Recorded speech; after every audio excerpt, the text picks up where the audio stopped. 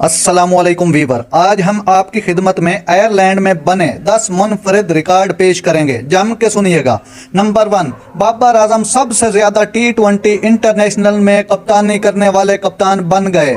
Number 2, Babar Azam सबसे ज्यादा T20 international जीतने वाले कप्तान बन गए। बाबर आजम बतौर कप्तान 46 मैच जीतकर पहले नंबर पर मौजूद हैं। नंबर 3, पाकिस्तान ने पहली बार T20 इंटरनेशनल में सबसे ज्यादा 15 छक्के एक मैच में जड़ दिए।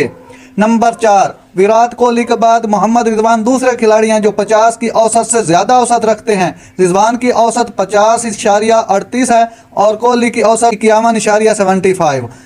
नंबर 5, डबलिन में आयरलैंड के खिलाफ तीसरे T20 के दौरान बाबर आजम और मोहम्मद रिजवान ने मुनफरिद रिकॉर्ड अपने नाम कर लिया। बाबर और रिजवान, जिन्हें अजीम तरीन जोड़ी समझा जाता है, वो शानदार 3000 पार्टनरशिप रन्स बनाने वाली पहली जोड़ी बन गई।